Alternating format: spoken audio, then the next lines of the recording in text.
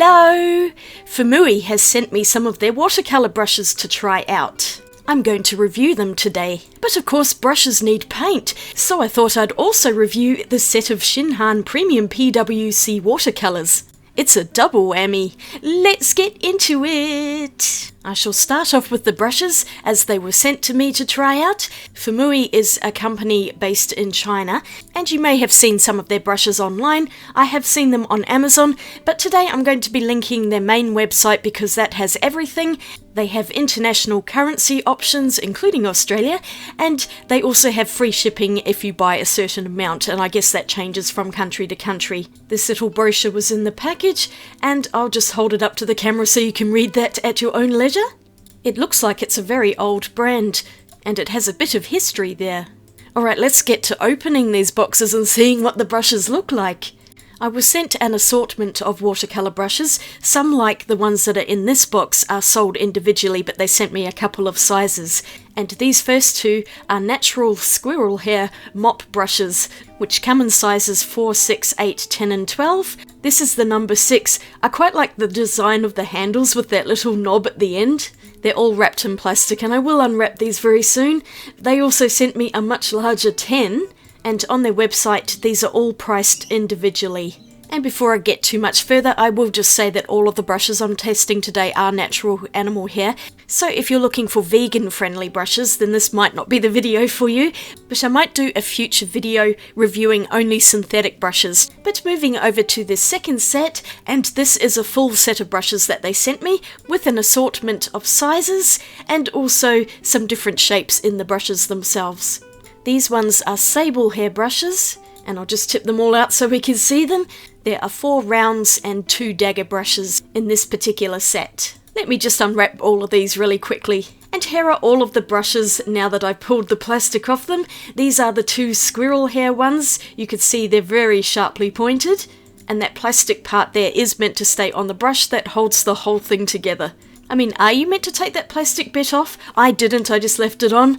All of the brush hairs on these particular brushes have been held together with some kind of glue binder. It's possibly gum arabic actually, so I am going to have to rinse them all before I can use them, but that's a standard practice in brush making. So with these round ones, the smallest is a size 2, then there's a 6, the largest is a 14, and then I've also got a 10 as well in this little set. I like the dark handles, I think they look very slick and appealing. And the other 2 brushes, as I mentioned, are daggers, which we can see here by that tapered flat brush shape. One is a 1/4 inch and the other is a 3/8 inch. And I don't know what those meanings are, I only work in metric. One's bigger than the other, that's for sure. And yes, they have the binder in there too, so they're pretty stiff, and I'm going to have to wash all of these brushes out. But first things first, let's take a look at the paint I'm going to use today. These are Shinhan PWC Premium Artist Watercolours, main colours A set in a set of 6.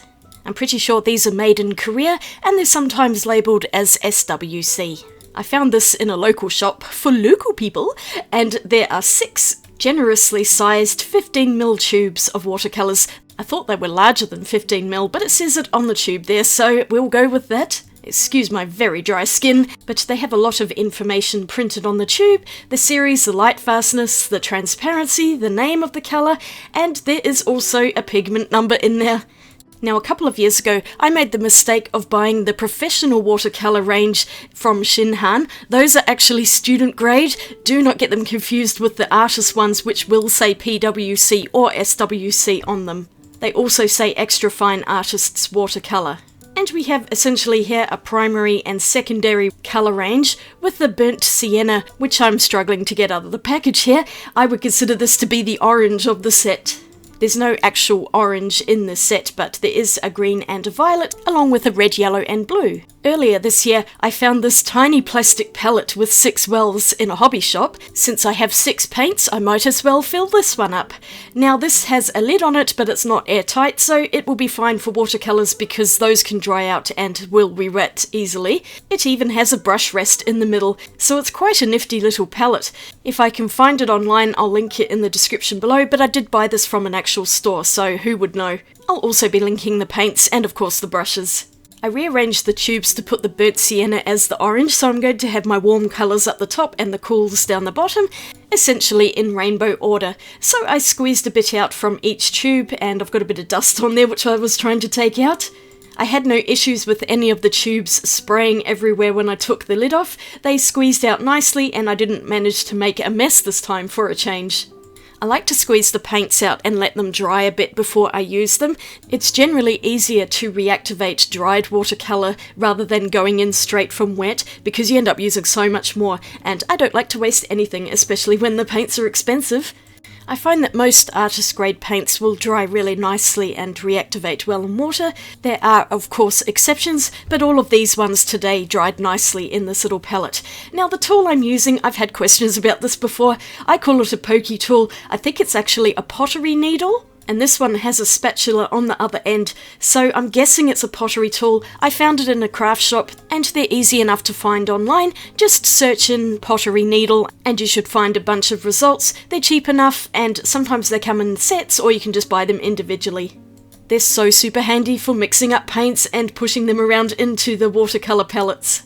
I used a permanent marker pen just to label all of them so I don't forget what they are. That pen will rub off with alcohol, so I'm not too worried about that. But I wanted to set this aside and let it dry overnight. I think I popped the lid on, but I might have taken it off again. I was concerned about the cats walking on it because they're good at doing that. And the last thing before I finished for the day is I need to rinse out all of these brushes to remove the binder that holds all of the bristles together. I did that off camera at the sink. And when I came back, I had a whole load of very juicy brushes. These are absolutely saturated with water. You can see they're nice and soft and the hairs are starting to go everywhere. I thought I'd show you how I like to dry them off, because fancy watercolour brushes like these are a bit delicate and I like to be as gentle as possible so that I can prolong them for as long as possible. I'm using an old clean tea towel, but a paper towel would work as well. I like to dry the brushes sideways and just drag them across the fabric gently to take out the majority of the water out of the brushes. This also helps to retain the shape of the brushes and keep all those hairs nice and smooth going in the same direction. You can also use your fingers like I am here just to gently pull those hairs into the direction you want them to dry in, and that really helps to keep their shape. I like to take out as much water as possible at the end of a painting session. This huge mop brush has so much water in it. These ones are also sometimes called quill brushes, and I'm pretty sure the plastic part is to take place of the metal ferrule because they don't have a ferrule like regular brushes do. You can see the other ones have that metal piece on them, and that is the ferrule. So I'm just finishing up, gently drying off the rest of them, and the most important thing is to leave them laying flat. Do not stand them up to dry. Gravity being what it is, you don't want water going into the ferrule if you can help it. Some people hang them upside down with the brush part facing downwards, but I'm too lazy for that. I just lay them flat on my desk like this and they dry perfectly well. It's all a matter of preference, but doing little things like this will just preserve the brushes and keep them going for much longer. So I've got my paints here. I did take the lid off in the end. I also found a clean ceramic mixing palette, and I'm all ready to go for the following day. And the next morning everything had dried. I put the brushes back in their boxes just to contain them. The paint is mostly dry. It's a bit tacky in a few places, but it's perfectly usable for doing my swatching and paintings. I've drawn up a swatch sheet with all of the information. This is an Etcher watercolour postcard, so I wrote extra information on the back of it. All of the pigment names as well as the numbers. And you might want to pause that to read it. But flipping back over, let's get these things swatched out, using one of the new paintbrushes of course, and I couldn't decide whether to go for the smallest or the next size up. After a bit of dithering, I'm going for the number 6. It's a size of brush I'm most familiar with, and I think this will be perfect for doing my swatches with. 9 minutes in and I'm finally doing some swatching, so I wet the paper first with plain water, and now I'm just activating the paint. It came up perfectly, no problems there. And wow, that permanent red is a beautiful colour. It's a PR209 quinacridone red. It's wonderfully transparent, and you can see it is very saturated. 4 of these paints are Lightfast 3, so that's the most Lightfast I think, and then 2 of them are Lightfast 2, so not quite as much. Permanent red is the highest light fastness, as is this burnt sienna, and this is a pretty standard PR101 pigment. Synthetic red iron oxide. It's the only earth colour in this set, but it works quite well as an orange, and I'm glad I moved it around and put it in this order because it just looks better here than next to the permanent violet at the end. This one wasn't quite as saturated as that permanent red, but it does build up to a lovely colour. Next up is Permanent Yellow Light. This one has a light fastness of 2, and the pigment is PY1, which is Hansa Yellow G.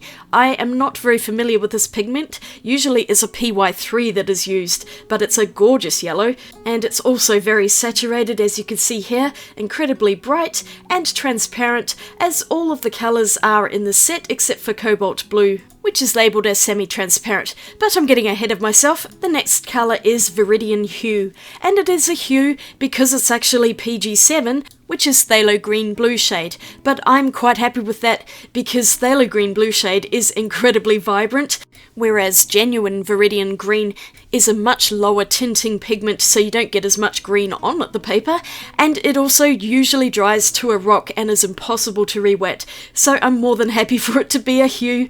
Phthalo greens are also very light fast. Okay, next is the Cobalt Blue, and this one is a semi-transparent one, although it looks transparent when I'm painting it out here. And this one is genuine Cobalt Blue with a PB28 pigment.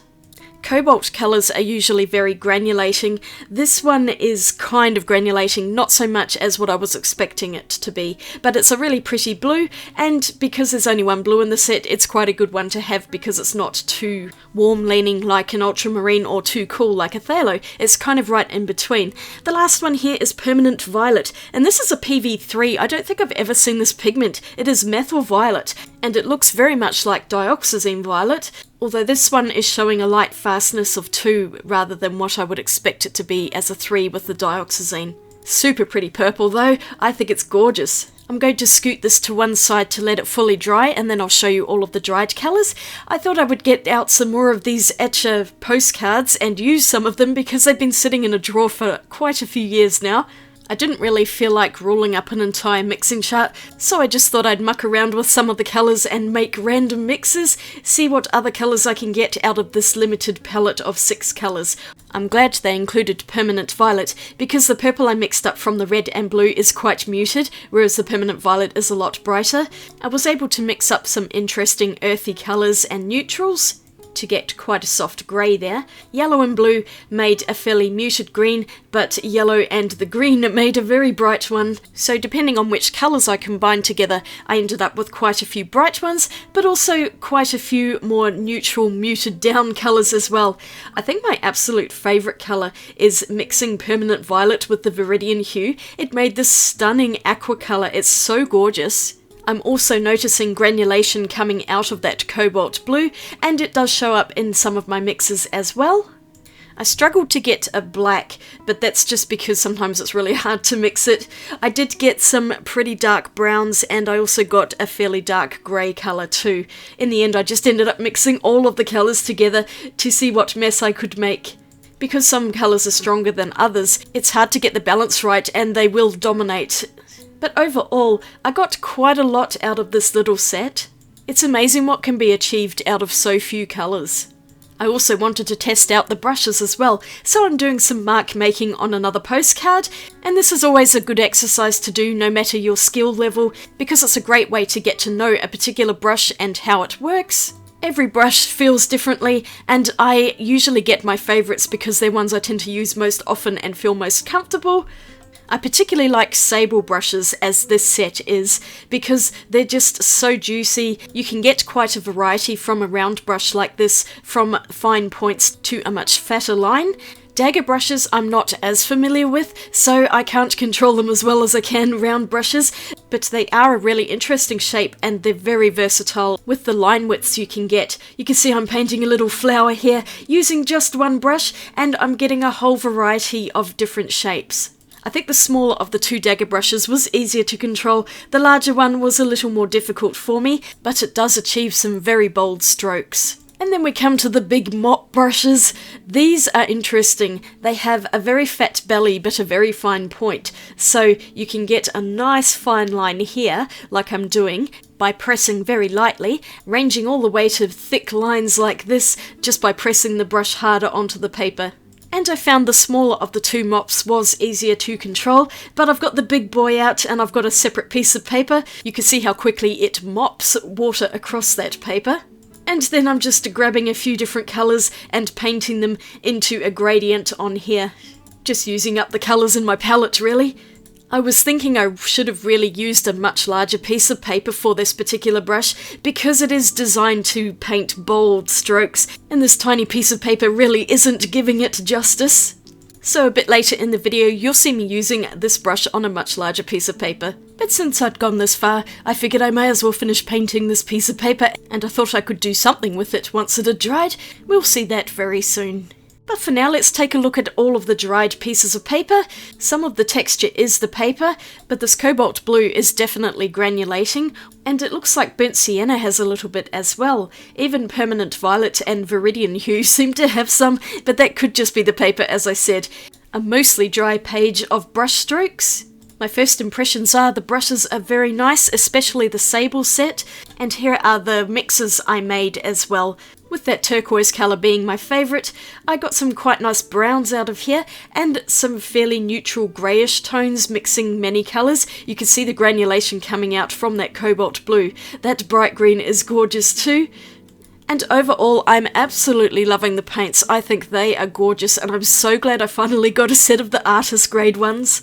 And here is the gradient of colours I did, and you can see the brushstroke texture which I deliberately put on there.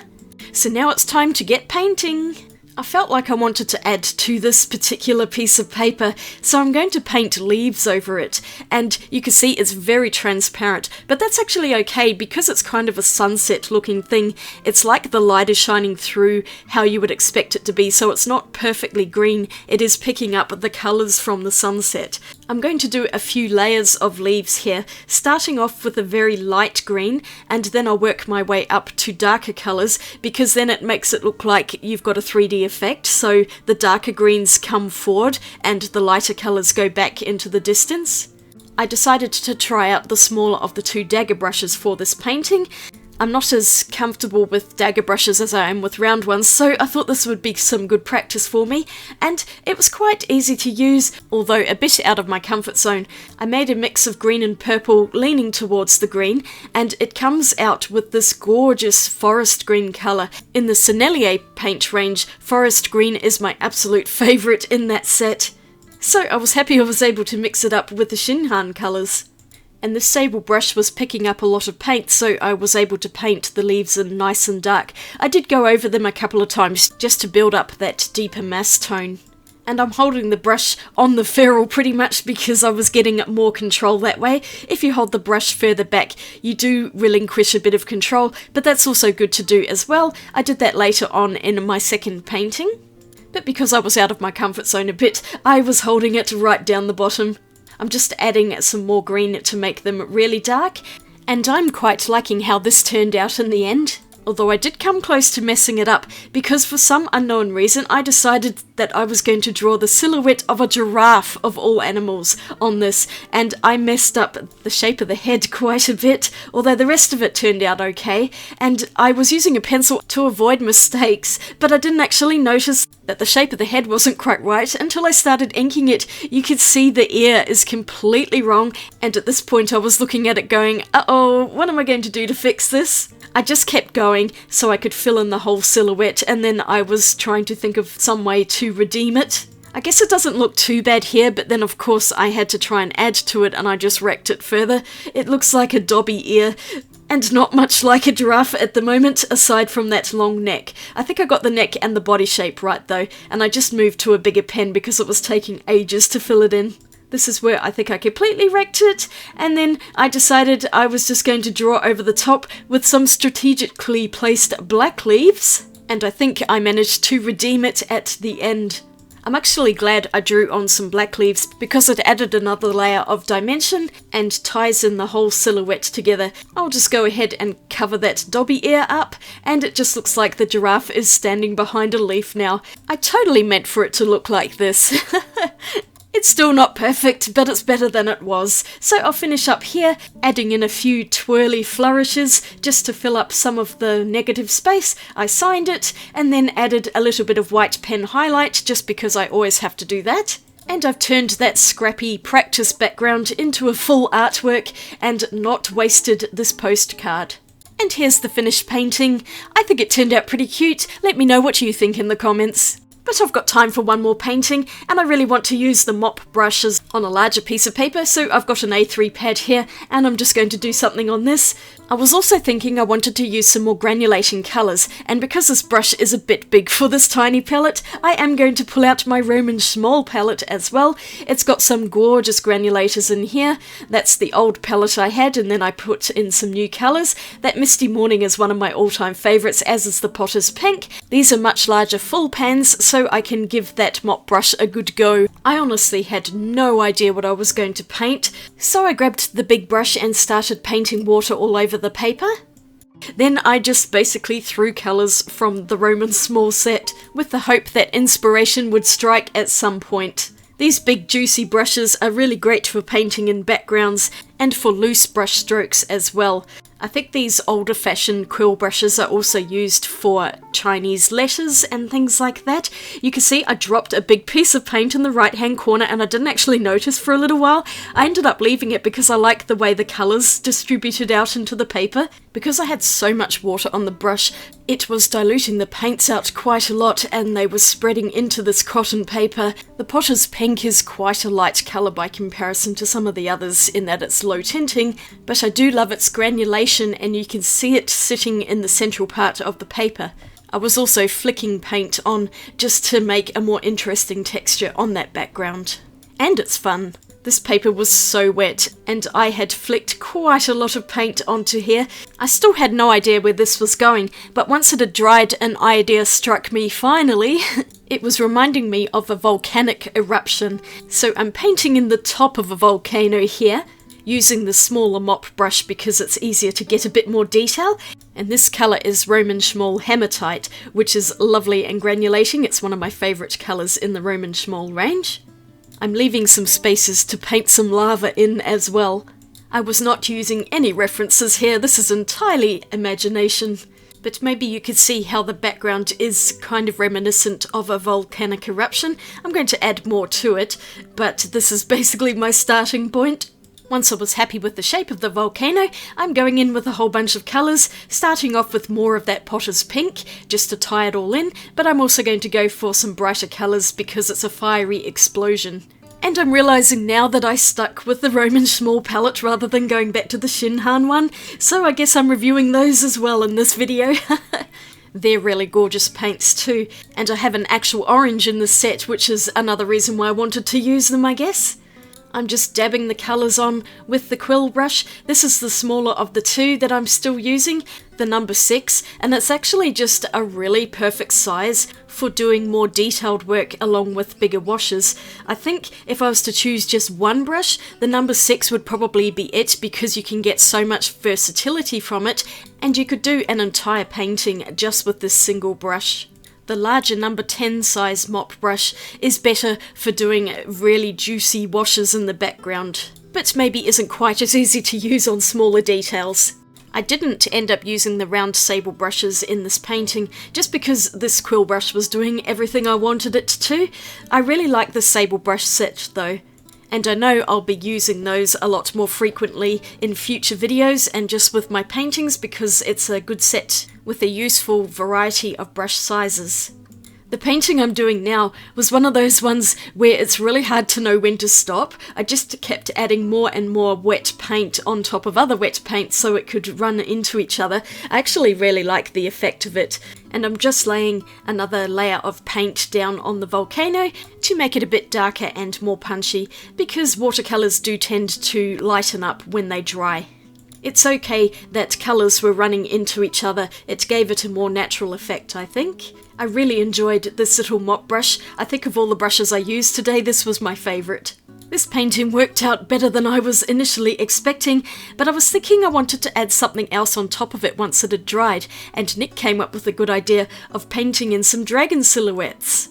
But I have to admit, I cheated a bit. Rather than painting them on, I've actually used my Cricut machine to cut out some dragon designs, and then I'm going to stick the black vinyl onto the paper. After the experience I had drawing the giraffe and making a huge mess of it, I wasn't taking any chances with this one.